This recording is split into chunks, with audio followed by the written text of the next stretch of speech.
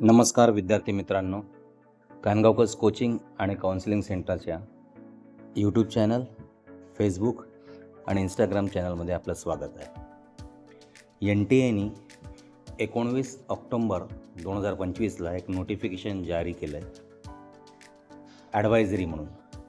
या अगोदर पण एक नोटिफिकेशन रिलीज केलं होतं, त्यामध्ये आधार अपडेट्स आणि याची माहिती दिली होती. आता NTAने JEE मेन ॲप्लिकेशनचा एक टेंटेटिव्ह शेड्यूल रिलीज केलेला आहे.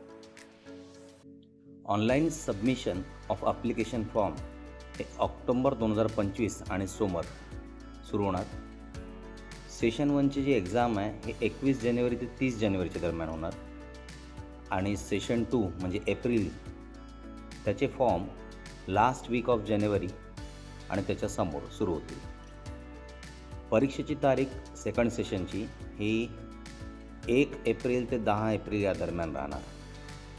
आणि जसं मागच्या ॲडवायझरीमध्ये सांगितलं होतं, तुमचे आधारचे डिटेल्स हे तुमच्या 10वीच्या मार्कशीटप्रमाणे असायला हवे.